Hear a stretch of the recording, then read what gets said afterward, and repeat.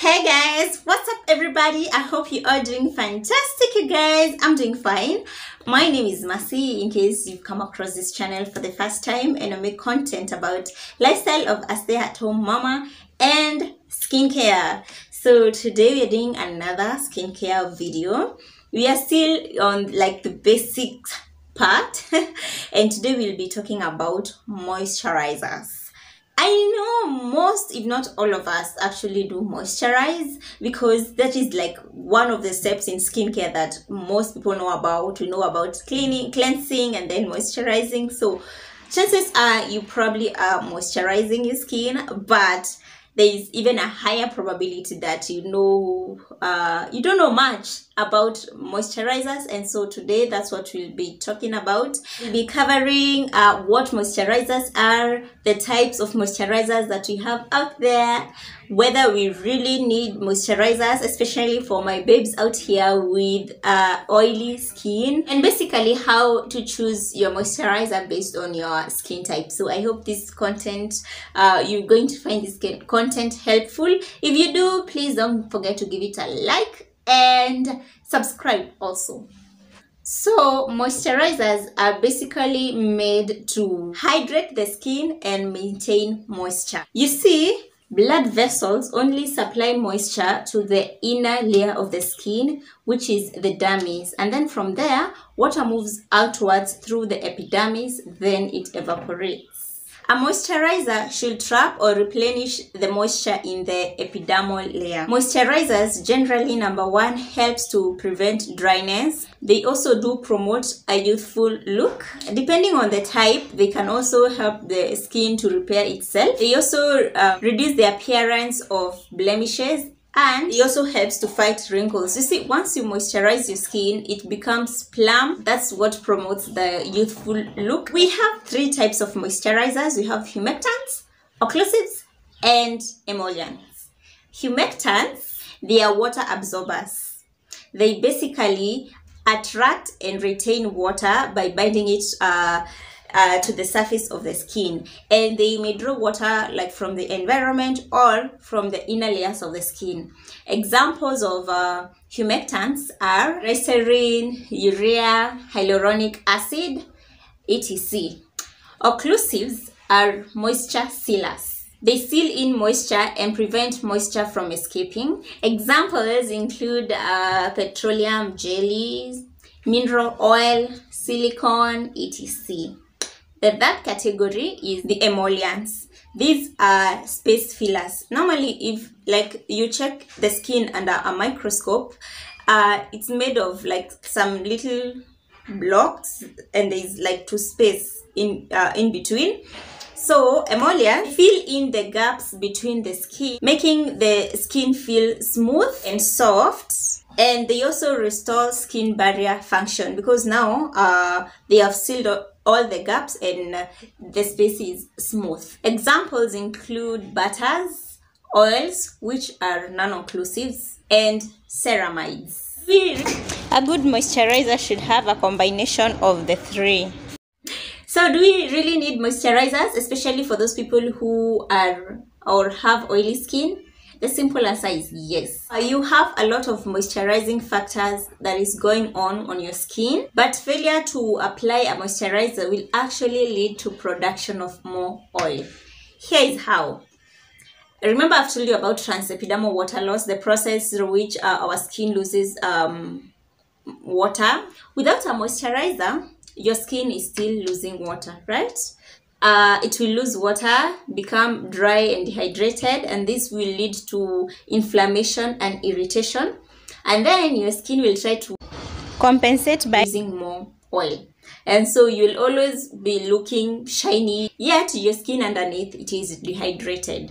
And remember, some moisturizers don't actually really hydrate the skin, but they have a great ability to lock in the moisture, which allows our skin not to lose water.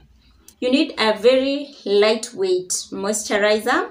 An example would be a gel, It is lightweight and thin in consistency, and also you need to look for one that is non-comedogenic, meaning that it won't clog your pores. You can also go for lotions. Lotions are also really lightweight, and they can also be used by somebody who has an oily skin. Example is like the CeraVe Moisturizing lotion, the one that I use. It's really lightweight and it has a very thin consistency. On the other hand, for those with dry skin, they generally produce less sebum and oil, so they lack the natural oils or moisture.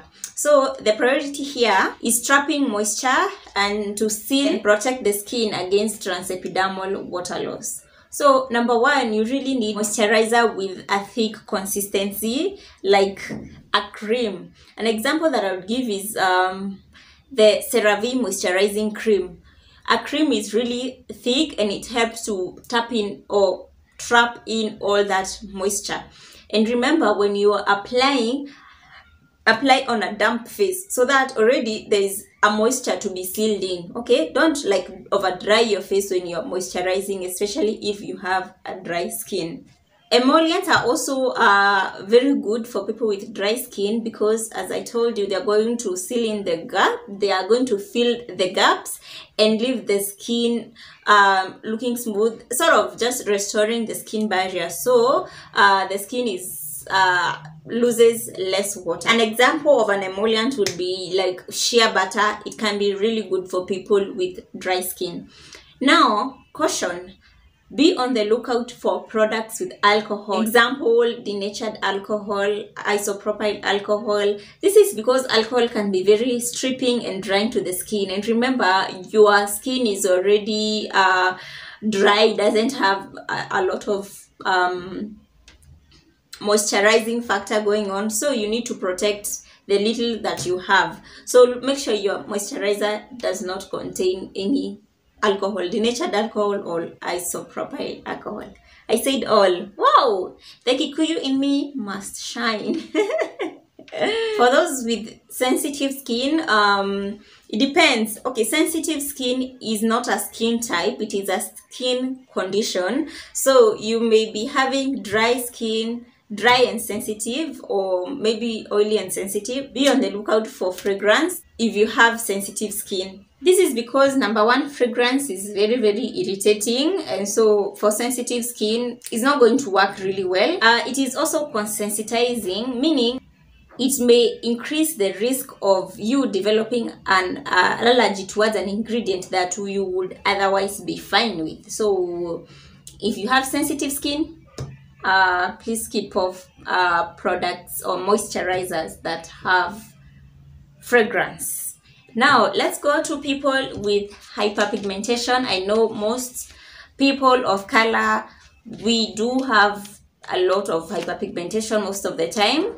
So if you're in that category, you can look out for a moisturizer that has omega-3 and omega-6. This is because omega-3 and 6 help promote an even skin tone, because they do help to reduce the overproduction of melanin and also increases the cell turnover. It also helps with skin texture, skin tone, it's also an anti-inflammatory and an antioxidant. So if you have a bit of hyperpigmentation going on, look for moisturizer, preferably that has omega-3 and omega-6.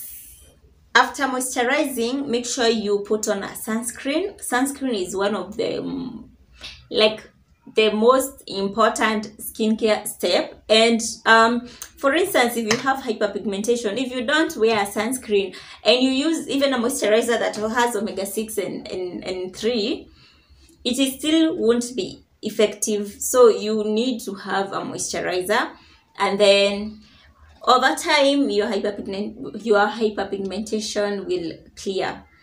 Yeah, so I hope you found this video helpful. We are going to be reviewing some of those products that I've mentioned, but for today I just wanted you to learn the basics of moisturizing and generally speaking what you need to know. Share, like, and if you love to learn about skincare, hit the subscribe button. We are just on the basics part. So hit the subscribe button and share. Thank you so much for watching. I'll be seeing you on my next video. Bye.